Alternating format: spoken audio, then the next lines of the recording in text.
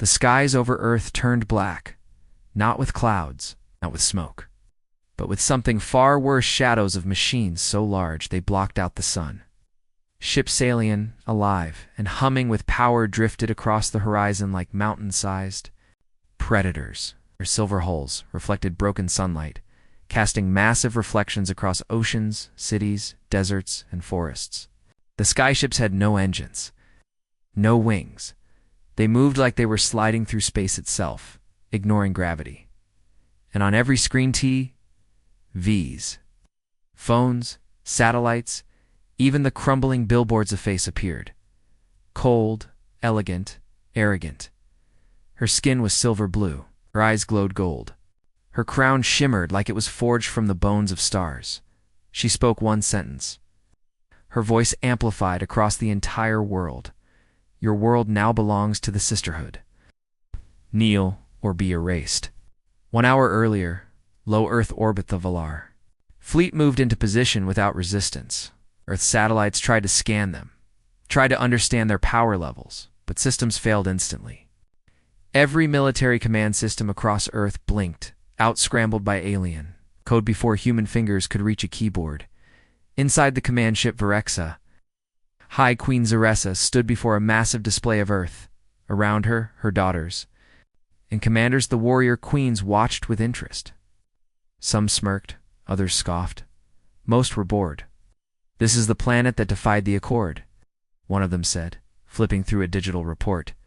It's filled with pollution, weak males, and infighting. This won't take a day. Queen Zaressa nodded. A lesson must be made. They refused to submit to Velari law. Now they shall serve. It's a warrior woman, tall, sharp-featured, glowing with genetically enhanced strength, began descending. Earth, New York City, the first to land, came without warning. 100,000 warrior women in living armor, their bodies wrapped in semi-organic combat suits that shifted color with each step. They moved as one. No sound, no mercy. Tanks were crushed like toys. Jets were caught mid-air and pulled apart. By anti-gravity snares, soldiers froze when their bullets turned into dust mid-dash flight in less than 6 hours. Earth's major cities, London, Tokyo, Cairo, Rio, Johannesburg, Chicago, were silent. Not because the fighting stopped, but because the resistance ended. Velari stormtroopers lined up, captured human men, forced them to their knees, and laughed. Cameras captured every second. They wanted the whole galaxy to watch as Earth proud. Earth fell, came looking for warriors, one alien said, dragging a general through the dirt. Instead, we found us. The Velari didn't kill everyone. That would have been merciful. They wanted Earth to see itself as broken, and they wanted to mock the male species most of all. To them, it was a joke that men still thought they led. Underground military command, Nevada, the last few generals of Earth sat in silence. All communication was gone. The Velari had blocked satellites and hijacked signals. The war was over before it began. We didn't even touch them, whispered General On. They shut us down like we were children. We weren't ready. Someone laughed bitterly. I told them we should have activated Project Revenant, said a rough voice in the corner. They all turned.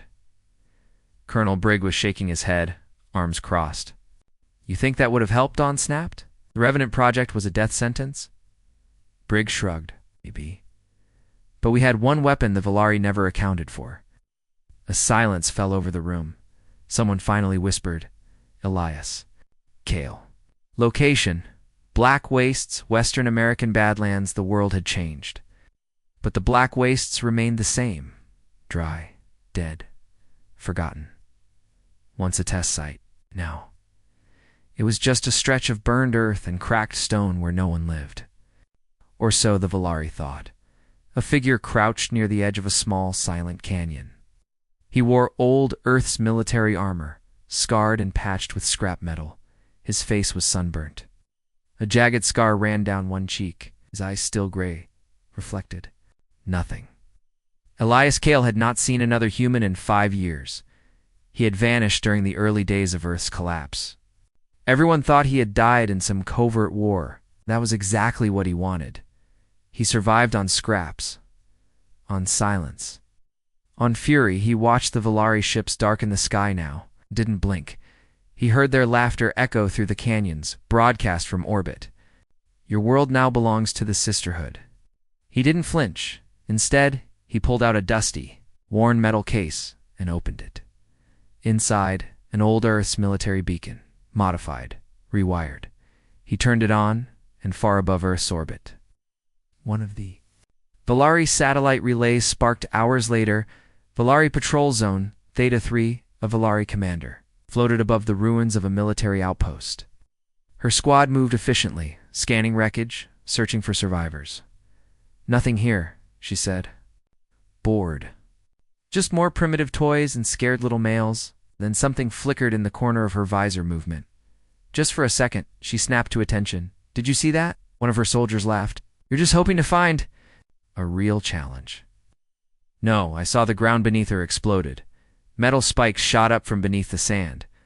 Velari armor was strong, but Kael's traps were smarter.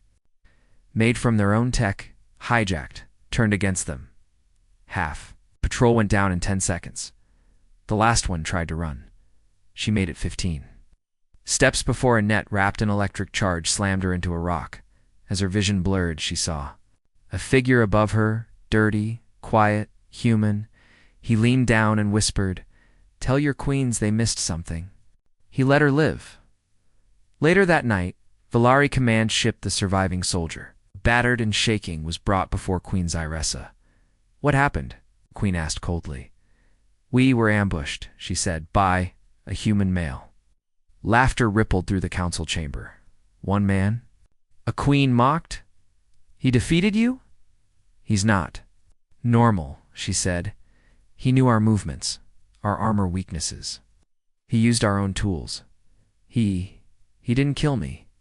That silenced the room. "He wanted me to tell you something." She paused, trembling. He said, "They missed something." "Me." The chamber fell silent. Queen Zyressa narrowed her eyes. "Find him." Back in the black waist scale sat beside a small fire. His weapons were old, but sharp. His body was worn, but strong. He didn't smile often, but tonight he smirked. He looked up at the stars. They had taken everything. His team, his country, his people. And now they thought Earth was finished. But they forgot the one rule no invader ever remembers until it's too late. You don't conquer humans. Not really. You just wake them up. He stared at the fire. Then he whispered, "Let's begin." The great stadium of Athens, once a symbol of human pride and ancient strength, was now a cruel theater of shame. Velari banners waved in the wind, showing silver sigils and glowing alien runes. Thousands of Earthmen were herded inside the stadium like animals, chained and stripped of rank, uniform, and dignity. Soldiers, doctors, engineers, fathers lined up in rows under the blazing sun. Above them, in floating skyboxes made of transparent metal, the Velari Queens watched the event like it was a festival. Laughter echoed, music played. Alien wine flowed. One of the queens, tall and armored in glistening obsidian plates, raised her hand. The crowd of Velari warriors below cheered. "Let the games of humility begin," she declared. Human men were dragged out into the arena. Blindfolded and forced to play games, push heavy machines until collapse. Crawl through laser mazes while being mocked, or sing the Velari anthem on command. If they failed, the punishment was public shaming. If they succeeded, they were branded. The entire event was broadcast across Earth's remaining screens. The message was clear. Your men are broken. Your strength is fiction. You belong to us now. But in the shadows of the stadium, deep below the arena floor, in a dirty underground cell, one prisoner sat quietly. He was older, thin, scarred, but his eyes still burned. Another prisoner beside him whispered, "They'll kill us soon." The older man didn't look up. "They're not here to kill. They're here to humiliate." A guard passed by and slammed the bars with her electrostaff. "You will entertain our queens tomorrow," she sneered. But before she turned away, the older man stood and walked to the bars. He spoke, calm and cold. "Kael is still alive. The Velari guard froze. The other prisoners looked at him, stunned. "You're lying," she hissed. He didn't blink. "You think Earth gave up everything? You think we never had a plan?" Kael's out there, and he's watching. Oh. The guard looked shaken. She backed away, then ran far above in the royal skybox. Queen Xyrus's eyes narrowed. The Velari had not only crushed Earth's armies, they were now rewriting Earth itself. Textbooks, broadcasts, even digital archives were changed. History now said the Velari had saved Earth from its violent males, that the queens had ended war and chaos, that Earth's females would soon be uplifted into the sisterhood, while men would be laborers and servants. Human culture was being erased, replaced with Velari propaganda. Statues were torn down, languages banned, children separated by gender. Schools converted into indoctrination camps. Queen Selara stood before a classroom of human girls and declared, "You are lucky. You will grow strong as part of our sisterhood. Your fathers, your brothers, they are relics." But whispers spread in quiet voices. People spoke the name Kael. At first the queens laughed. One man, Queen Verelia, mocked. "This is the legend they cling to?" But others weren't so sure. Reports came in small attacks on Velari patrols, sabotage of equipment, missing weapons crates, vanished soldiers. Then came the first video message. A Velari supply caravan moved through the deserts of what was once Nevada. 6 armored transports, 2 scout ships. Heavily guarded, they never reached their destination by nightfall. They were found in a smoking crater, burned out husks, no bodies, just a single drone hovering over the wreckage, broadcasting one word onto every Velari command screen across Earth. Soon, Queen Xyressa smashed the table with her fist. "I want his head. He's a ghost," one general said. "We've scanned the entire region, no signal, no trace." "Then you're not scanning hard enough." She turned to Queen Selara. "Find him, hunt him, and make an example." Selara nodded. Her eyes burned with fury. "Let him come." Meanwhile, underground resistance groups long thought dead began stirring in the ruins of old Berlin. A rebel signal burst across the Velari network. It was short, grainy, but clear. A human face, covered in ash, scarred. "You said our warriors were gone? That Earth bows. But one of us still stands, and he's not coming to talk. He's coming to finish this. Elias Kael lives." The message was gone in seconds, but that was enough. Velari morale began to shift. Queens argued some wanted to double patrols. Others said to ignore the rumors. One man cannot challenge the Dominion. But the rebels knew better. Kael wasn't a man anymore. He was a storm waiting to fall. Scene 5. Into the fire 3 days later. Kael infiltrated a Velari outpost in the Andes. He didn't come through the front gate. He dropped in from above using an old jumpsuit modified with Velari thrusters. One by one, he took out guards using their own weapons against them. Didn't kill unless he had to. But he made sure every survivor saw his face. He left a mark on the command center wall. A human word, curved into alien metal soon. Queen Selara reviewed the footage. "How is this possible?" she growled. Her officers said nothing. "He's just a man," one finally spoke. "No, my queen. He's something else now. He fights like he knows us. He understands us." She paused. Her pride warred with logic. She activated a secure come line to Xyressa. "We have a problem." Across Earth, the Velari began to feel it. A change in the wind.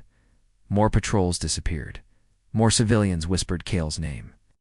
Underground. Messages played on repeat. "He's out there." They laughed at Earth. But they forgot our monsters wear human skin. One Velari battalion tried to set a trap in the ruins of Los Angeles. Kael never showed. Instead, their own weapons turned on them. A rigged power cell detonated, and a warning message played through their helmets. "Stop chasing ghosts, Queen." Xyressa stood before the High Council. Her face was calm, but her voice was ice. "He wants us afraid. He wants us chasing shadows. But he doesn't know what true fear is." She turned to her generals. "Bring me Selara. Give her full hunting authority." Ah. Unleash the Blood Sisters. A new fleet began forming. Ah. Trained assassins. Kael was no longer a joke. He was a priority target. But in the darkness of the wastes, Kael sat alone, reloading an old rifle, watching the stars shift. He knew they were coming, and he was ready. Let them come. The desert was silent. Too silent. A Velari Patrol Unit 12 elite warriors in shimmering armor moved cautiously through the rocky terrain of old Arizona. They were trained, armed, and genetically enhanced. They had conquered 5 worlds before Earth, but now they were nervous. The wind shifted. It smelled like smoke and metal. "Watch your flanks," one commander whispered. "He's been seen near this sector." "Duh." The others tightened their formation, guns ready, eyes scanning for movement. Then they saw it, just over the ridge of Nan. Open canyon. Inside, the remains of another patrol, their sisters, lay scattered and charred, bodies half melted, armor blackened, eyes wide open in fear. But there were no footprints, no blood trail, just one thing in the center of the crater, a long combat knife, human made jammed into a stone. Carved into the blade were 2 words: "Send more." A message meant for them. One warrior dropped her weapon and ran. Queen Solara stared at the latest report. Her eyes twitched with barely hidden rage. 12 dead. No camera feed, no distress beacon. She turned to her officers. This was the 4th patrol this week. 4 teams vanished. And all we have are messages. The Velari commanders stood in silence. General Varelia, her armor cracked from the last skirmish, finally spoke. "He's not fighting like a soldier. He's hunting like a ghost." Solara clenched her fists. "Then we treat him like one. We burn every hiding place. We lock down every zone. Search every inch of this planet if we have to." General stepped forward. "My queen. That's exactly what he wants. He's dragging us into a war of shadows. He's winning." Solara's voice dropped to a growl. "I will not be made a fool by a single man." But deep inside, she was beginning to worry. Kael crouched behind the remains of an old satellite dish in the ruins of an abandoned space monitoring station. Dust blew across the cracked ground. He worked quickly disassembling alien rifles. Old Earth grenades, Velari shielding units.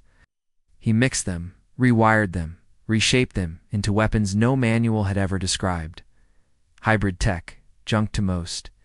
But to Kael, it was art.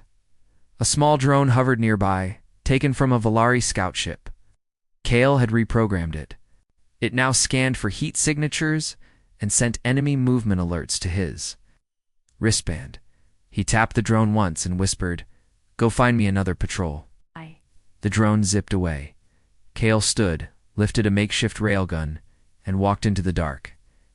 Didn't need an army. He was the army 10 years earlier. Earth classified. Facility 97, young Elias Kael sat inside a freezing metal chamber.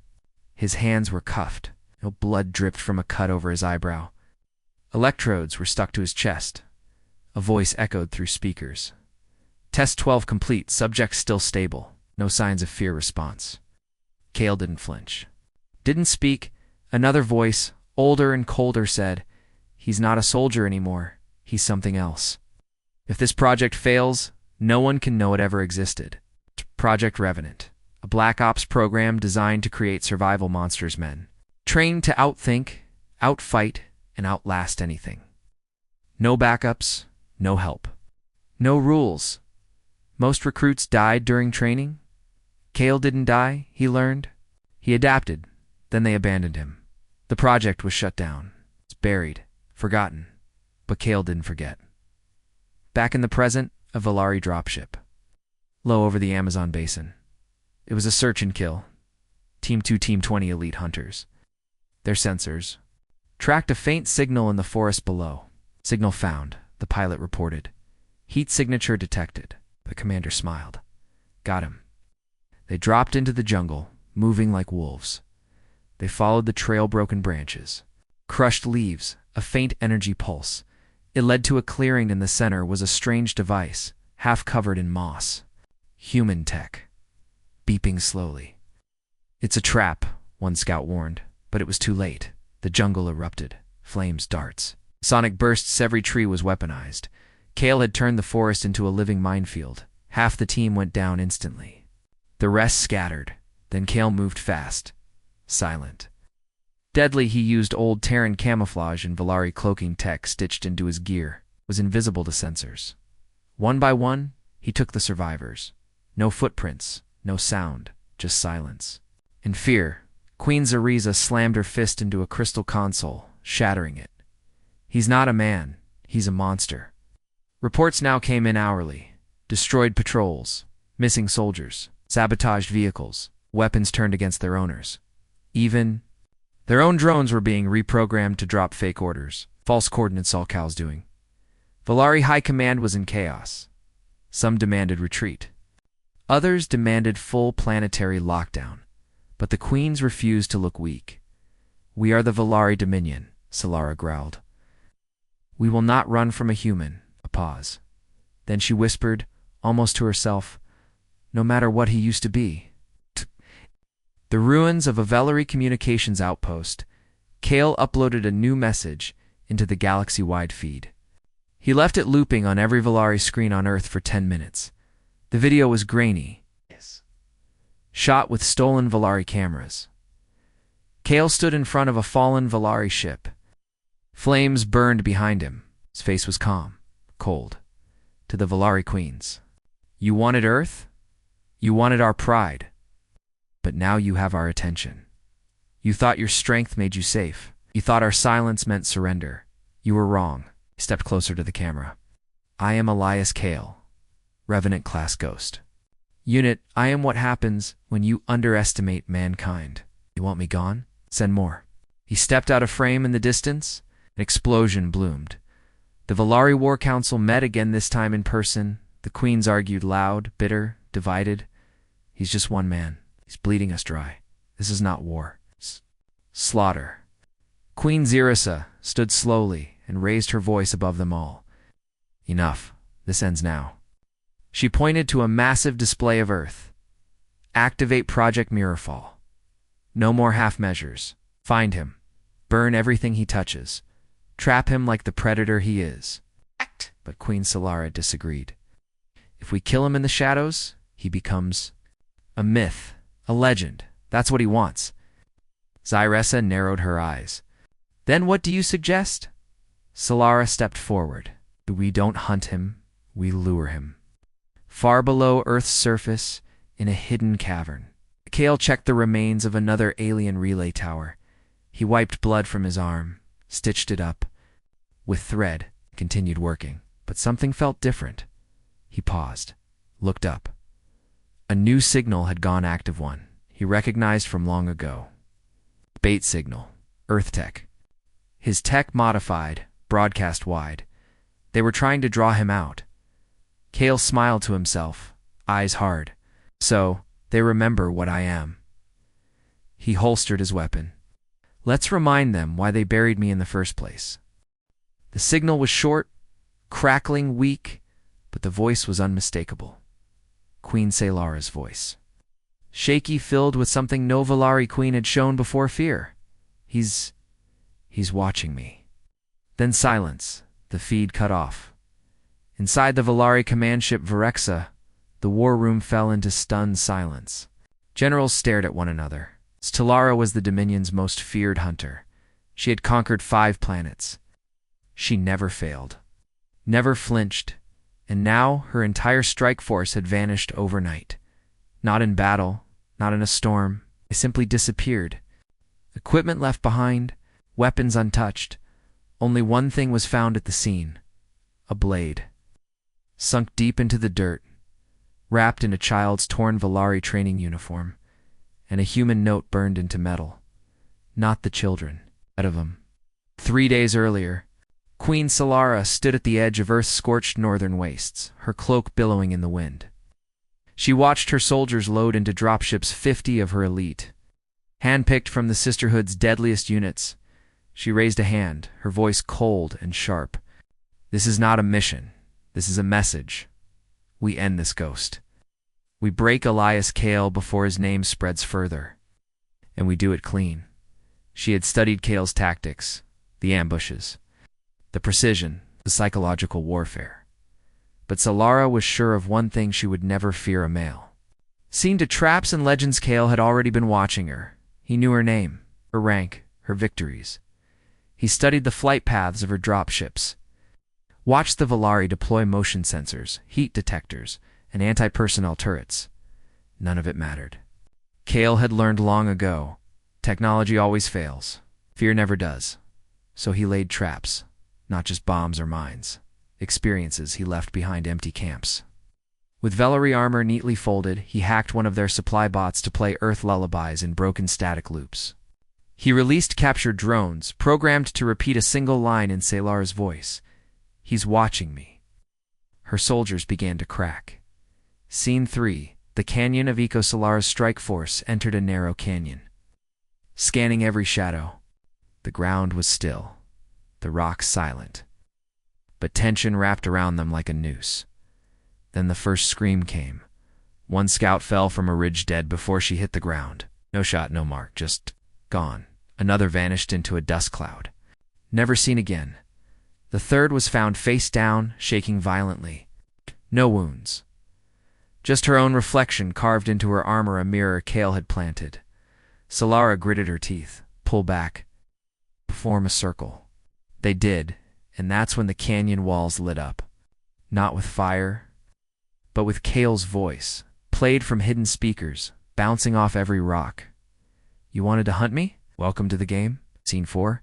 The trap springs that night, Kael struck. He used their own stealth tech, cloaked in darkness. One by one, he picked them off, not killing all but enough to shake their minds. He left warning marks, ripped Velari flags, personal items returned, crushed cum badge placed gently beside a sleeping soldier. The next morning, 10 warriors were gone. By noon, 5 more vanished. Solara's second in command lost her nerve and tried to call for evac.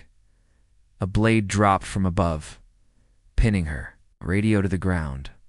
Kael's voice whispered through the static. "Stay a little longer." Scene 5. The child soldier Kael moved through the wreckage of a shattered Velari outpost at dusk. Smoke hung low over the ground. Stepped quietly, checking for traps, watching for survivors. That's when he saw her. A young Velari girl, maybe 13. She wore the uniform of a combat trainee. She was bleeding, her leg crushed under fallen debris. She stared at Kaylee's wide, lips trembling. She reached for a blade. Kael didn't flinch. He knelt down and gently took the blade away.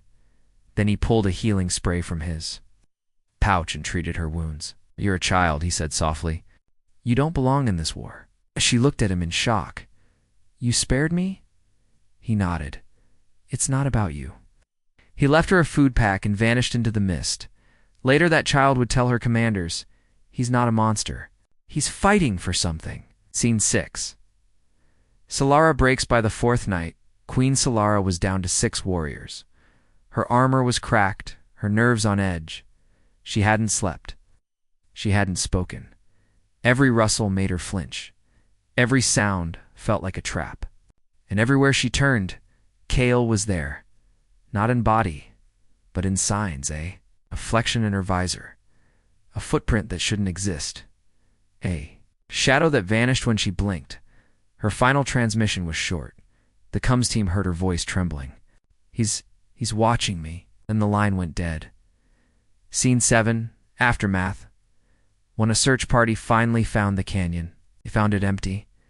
No Kael, no soldiers, only broken Velari weapons, and one clear message carved into stone: she left alive. I wanted her to understand. Queen Solara was recovered a day later alive, but changed. She refused to speak of what happened. She wouldn't lead again. And every time someone said Kael's name, she looked away. Scene 8. A fire reignited elsewhere. In an old Earth hideout, Kael lit a fire beneath a collapsed radio tower. He sat quietly, wrapping his shoulder wound, and looked up at the stars. He knew this wasn't over. The Velari would send more, stronger, smarter, but maybe just maybe, one of them understood now that this wasn't about blood, it was about dignity. On our home, he placed a data drive into a stolen drone and sent it off. Its signal carried a single new message. Your empire breaks because it never understood what it meant to be human. The sun was dying behind the mountains, its last light was bleeding over the edge of the desert. But the real fire came from above. 3 massive Velari warships broke through the clouds like falling gods. Their hulls shimmered in the red glow, casting shadows over the sands below. Each one was the size of a city block, loaded with weapons strong enough to erase continents. Below them, hidden in the dunes, sat Haven, the last known free zone on Earth. Civilians, rebels, families, old soldiers with rusted rifles. The Velari Queens had given the order: burn it, erase the myth, show the galaxy what happens to those who defy us. But as the ships prepared their descent, alarms inside the lead vessel began flashing. Screens, glitched, control systems failed. A single line of human text appeared on every panel. You're not the hunters anymore. Kael was already on board. Scene 1: sabotage in the sky inside the belly of the Velari flagship Zarithra. Panic spread. Engineers shouted out. Pilots slammed controls. Turrets powered down. Engines began to stutter. In the reactor bay, hidden between coils of glowing alien plasma, Kael moved like a ghost. He wore a rebreather mask. His gear was patched together from stolen Velari tech and old Earth armor. He placed magnetic charges on key energy conduits. Wires sparked behind him. Lights flickered.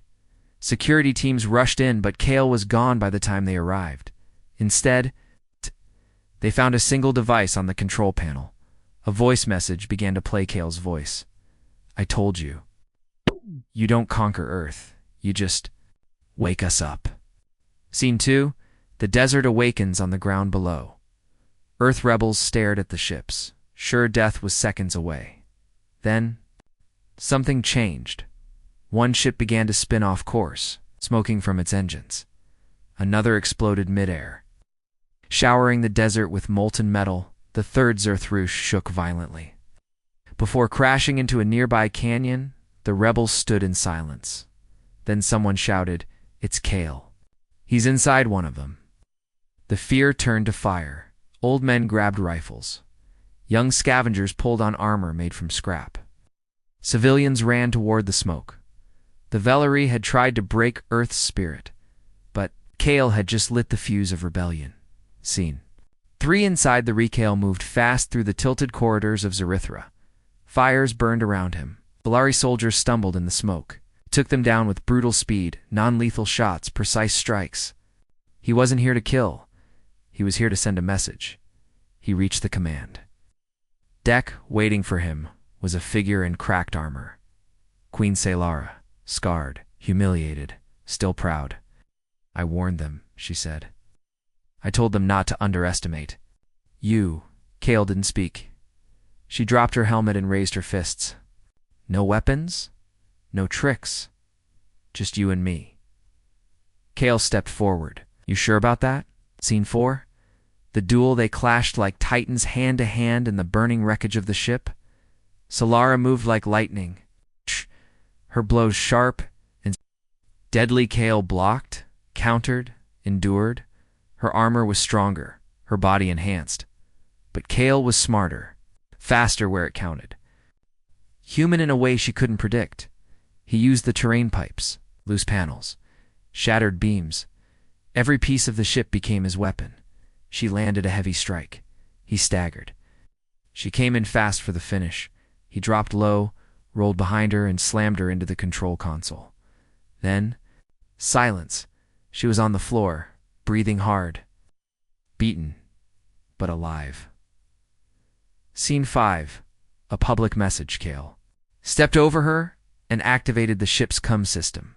Every Velari frequency. Every human screen. His face appeared, bloodied, serious. Want your throne. I don't want revenge. I want you to leave. You think Earth belongs to you, but you forgot who we are. You burned our cities. You mocked our men. And yet here we are, He looked down at Silo stunned, humiliated. We're not broken. We're just getting started. And he walked out. Scene 6. Rebellion ignites across Earth. Something shifted in the ruins of New Delhi. A hidden rebel camp began organizing. Again, in Africa's Great Dunes, local fighters formed alliances in South America. Hacked Velari mechs now bore human symbols. Hope returned. The legend of Elias Kael spread like fire. Children whispered his name. Soldiers carried his symbol. Even enslaved civilians began resisting, quietly, carefully, boldly. The Velari tried to tighten control, but the damage was done. One man had shattered their illusion of power. Scene 7, the aftermath inside. Recovery chamber aboard the secondary Velari cruiser. Queen Solara stared at her reflection, bruised, beaten, alive. She touched the bruise on her jaw and whispered, "He could have killed me." Queen Zaressa stood nearby, watching. Why didn't he?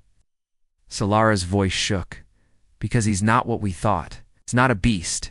He's a man with purpose, and that makes him unstoppable. Scene 8. Closing cliffhanger back. In the desert, Kael watched the rebels gather near the canyon where Zarethra had fallen. He didn't raise his hand. He didn't speak. They followed anyway. Not because he demanded it, but because they believed. Kael turned and walked into the dust, toward the next battle. His voice played again through captured Velari channels. "I'm not here to survive. I'm here to finish what you started." Inside the shining halls of the Velari Command Citadel, Queen Mother Zaressa watched the same recording, again and again. The footage was grainy, shaky, from the wreckage of the flagship Zarethra Kael. Bruised but standing tall, walking away from a defeated Queen Solara. He could have killed her. He did instead. He left a message clear and cold. "We're not broken. We're just getting started." Zaressa slammed her clawed hand into the console. Sparks flew. Find this man. Like the search brought back something she didn't expect. Silence. No new targets. No captured rebels. And worse, her soldiers were beginning to vanish too. Not killed. Not hunted. They were defecting, whispering one name like it was a prayer. Kael. Scene 1. The fracture begins. Velari soldiers once marched in perfect unity, fearless and proud. Now, trolls looked over their shoulders. Messages kept appearing in odd places. On weapons lockers, "He fights with honor." On barracks walls, "He spared me." In dream recordings, "He is not what we were told." And it wasn't just Earth. Across the Velari-controlled galaxy, whispers began to spread. On the slave worlds of Varix, Myrinus, and Eco-17, captured humans and aliens alike passed Kael's story in hushed voices. The man who stood alone, who spared the weak, who walked away from power. The living ghost who defied queens, and one scene. Two cracks in the sisterhood. Xeris held council. Her generals stood in a cold circle, watching the flames flicker from a holographic map. "He has turned our own soldiers into believers," one said. "Fights without hatred," said another. "That's why they follow him." Zaressa spat. "Then we must show no mercy. Burn the traitors, purge the weak, crush the myth." Her words rang hollow, because even herein, the heart of the Velari Empire, some had started to doubt. Scene 3. Kael's Coden, the ruins of a once great human city now occupied by the Velari. Kael moved like smoke. He led a team of 5. Only 5, but they were fast, focused, and deadly. They slipped past sensors, disabled alarms, reached the central processing hub, and shut it down, freeing hundreds of captured Earth civilians. Velari guards arrived. Kael faced them, but he did not fire first. He raised a speaker and played a message. "Stand down. I will not harm those who surrender. I fight warriors, not servants, not children." Some guards fled. Wanyang, barely of age, dropped her rifle. Kael walked past her without a word. She later joined the resistance. Scene 4. Defectors. Ice Velari warrior Alxira had once believed all Earth males were primitive. Then she saw Kael.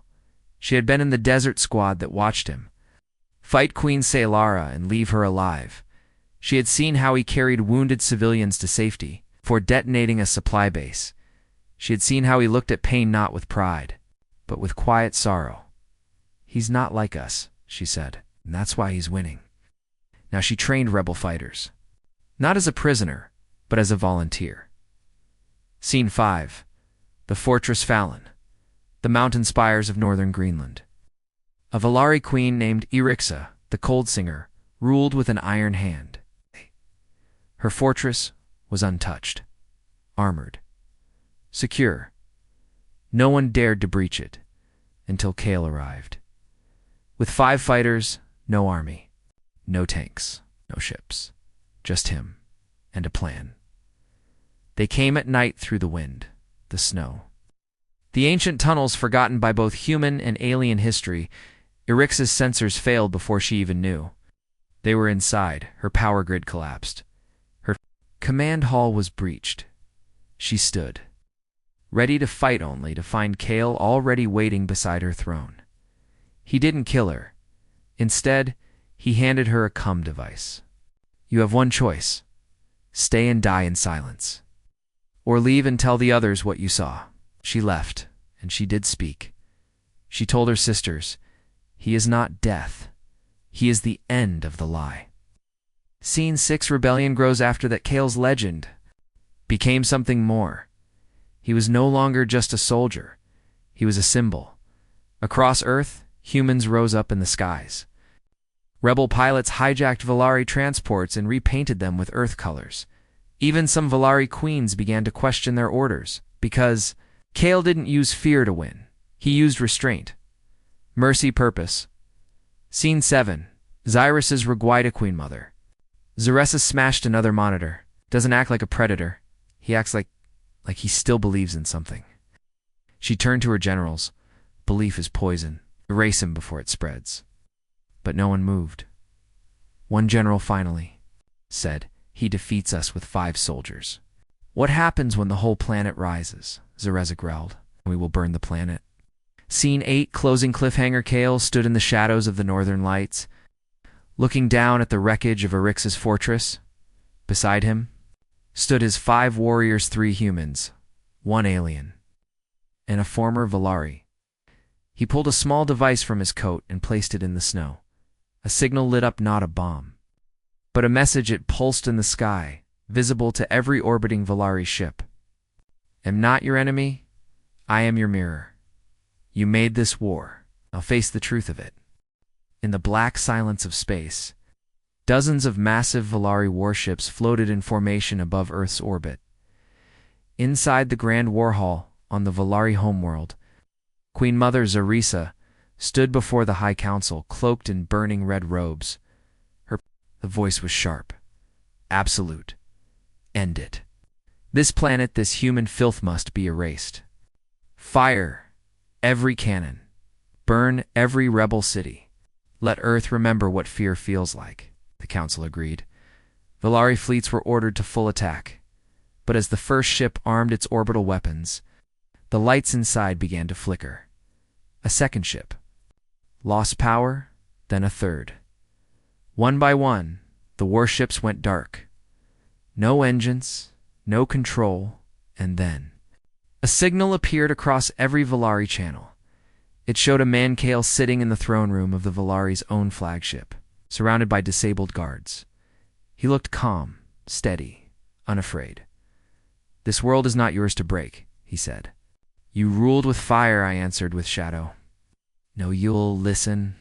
Scene 1. The alliance forged weeks earlier.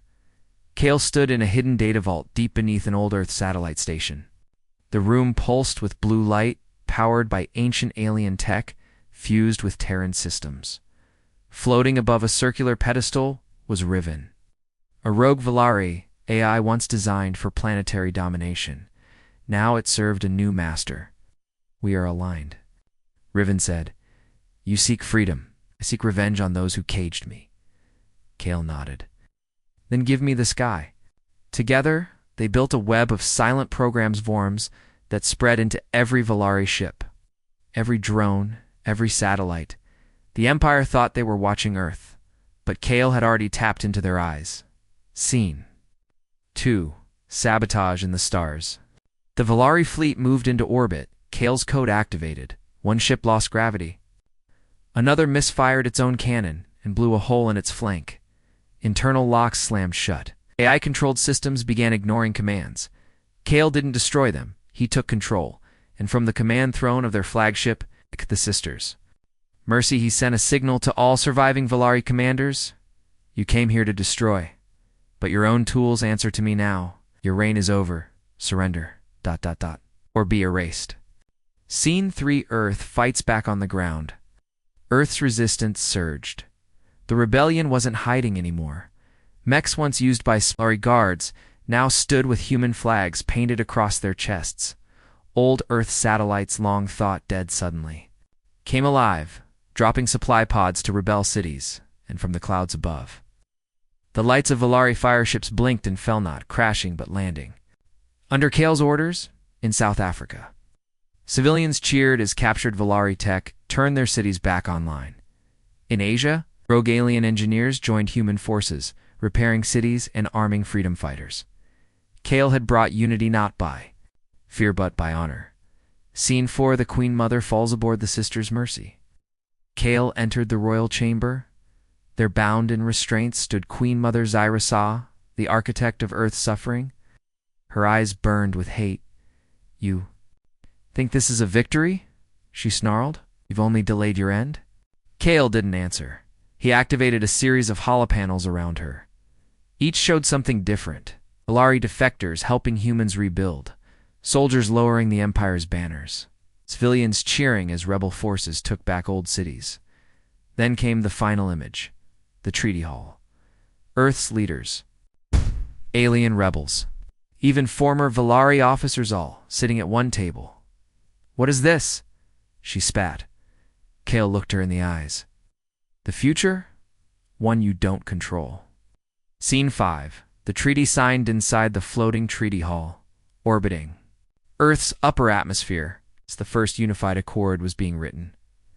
Kael stood silent as the Earth's ambassador stepped forward. Today, Earth no longer kneels.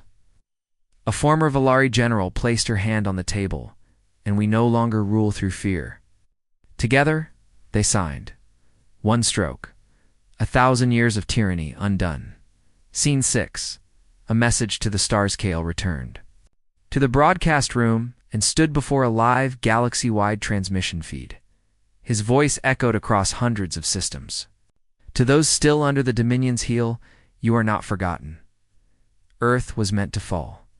Instead, we rose, not with armies, not with monsters, but with belief. We fight not to conquer. We fight to live.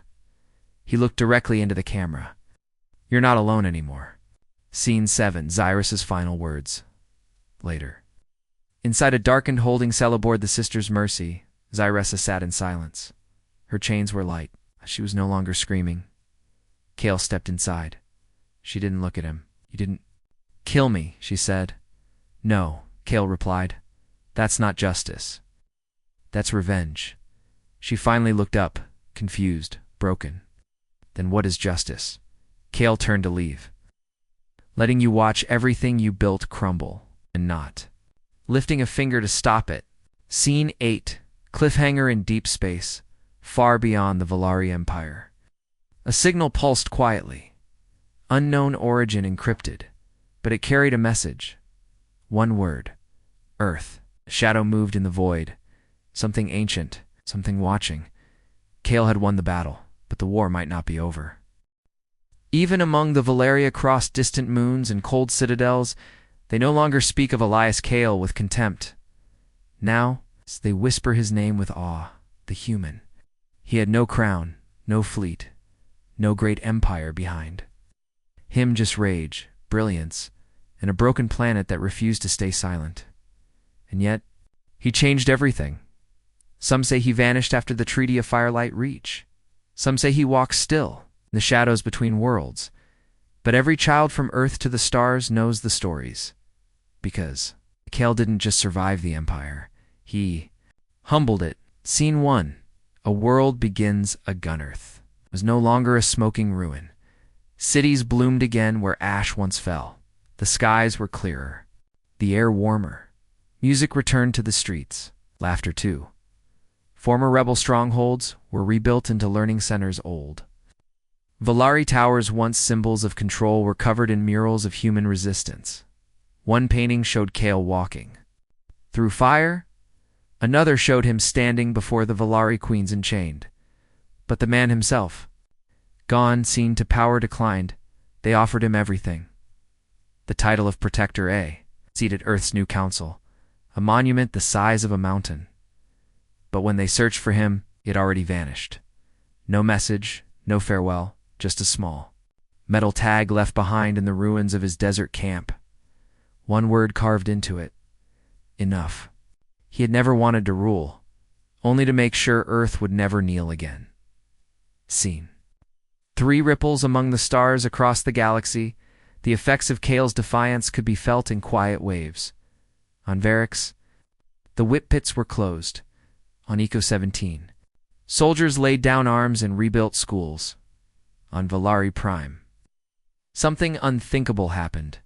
A Queen Solara, now scarred but changed, spoke before the High Circle. The humans spared me, not because I deserved it, but because he believed. Mercy is not weakness. Her words sparked a shift. For the first time in Velari history, Queen ordered warriors to study Terran tactics, not as weakness, but as wisdom. Seen for honor over dominance, Velari culture had always taught, only dominance wins. But Kael had shown another way. He struck when needed, but he spared when it mattered. And that confused them. Now Velari warrior academies added a new lesson to their code: strike only when no other path remains. Mercy is not surrender, it is control. Velari duels no longer ended in death. Young Queens debated strategy, not destruction, and in the halls of the matron libraries, a new section was opened: Earth Studies. Scene 5. The Lost Recording, a deep archive beneath firelight reach. A recording was found, damaged, almost erased. It showed Kael, just days after the final treaty, sitting alone beside a fire, his face half lit by embers. He spoke softly, as if to no one. I didn't fight to be remembered.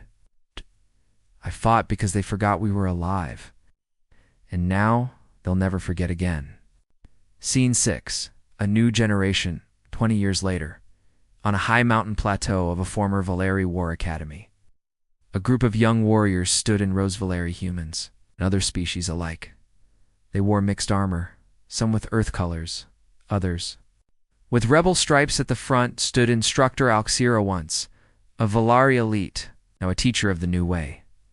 She tapped the first textbook open. Chapter 1, its title, Respect the Fire of Humanity. She looked out at the class. Before we begin tactics, you must understand this. One man reshaped an empire, not with power, but with purpose. A student raised their hand. Did he really defeat the Queens without an army? Alxira smiled. He didn't need an army. He became the reason others stood. Scene 7 echoes in the wild, far from cities and stars, deep in a quiet valley of Earth's northern wilds. A shadow moved through the forest. Graybeard, quiet steps. Old scars. Kael, alone again, not because he had nothing left, but because his part was done. He watched the sun rise through the trees. He heard a bird's call. He smiled, not like a soldier, but like a man who finally believed the world had healed enough to carry on without him. Scene 8. Closing words, voiceover style ending. His name was Elias Kael, born on a broken world, forgotten by his own people, mocked by an empire. But he stood, and when the stars looked down, they saw not a man. They saw a warning. Let's never wake a world that remembers how to fight.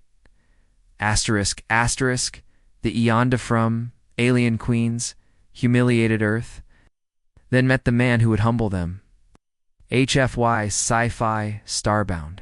Thank you for watching. Humanity will always rise.